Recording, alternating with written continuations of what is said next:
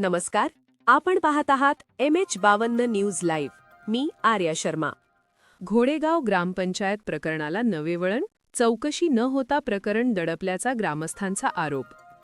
चाळीसगाव तालुक्यातील घोडेगाव खराडी ग्रामपंचायतमधील कथित आर्थिक गैरव्यवहार प्रकरणाला आता नवे आणि धक्कादायक वळण लागल्याची चर्चा परिसरात सुरू झाली आहे.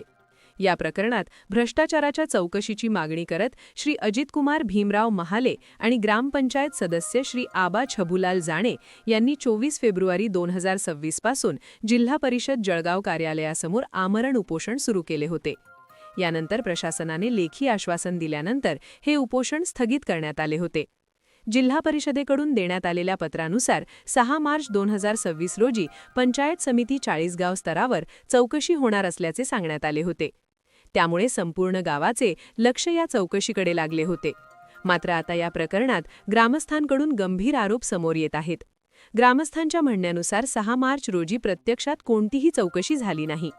याचबरोबर आंदोलनकर्त्यांनी संबंधित कथित भ्रष्टाचारी व्यक्तींशी संगनमत करून सेटलमेंट केल्याचा आरोपही स्थानिक नागरिकांकडून केला जात आहे.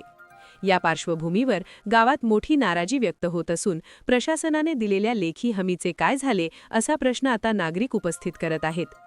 ग्रामस्थांचे म्हणणे आहे की जर खरोखरच चौकशी होणार होती तर ती निर्धारित तारखेला का झाली नाही, आणि जर प्रकरण दडपण्याचा प्रयत्न होत असेल तर त्यामागे नेमके कोण आहेत याची सखोल चौकशी होणे आवश्यक आहे. दरम्यान या संपूर्ण प्रकरणावर आता अखिल भारतीय भ्रष्टाचार निर्मूलन संघर्ष समिती देखील सक्रिय झाली आहे. समितीच्या वतीने RTI कायद्याअंतर्गत जिल्हा परिषद जळगाव प्रशासनाकडे संबंधित चौकशीचा अधिकृत अहवाल मागविण्यात येणार असल्याची माहिती समितीचे तालुकाध्यक्ष नवनाथ मांडे यांनी दिली आहे. नवनाथ मांडे यांनी सांगितले की 6 मार्च रोजी चौकशी होणार असल्याचे प्रशासनाने लेखी स्वरूपात दिले होते.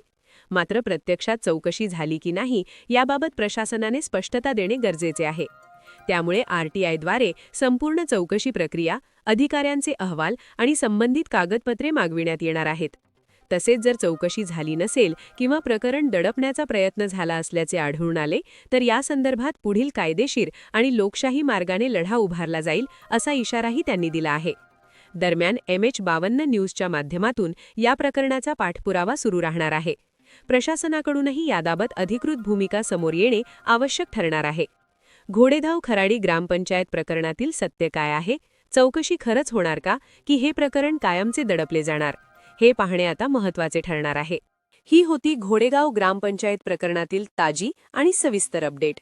पाहत रहा MH52 न्यूज लाईव्ह, आवाज जनतेचा.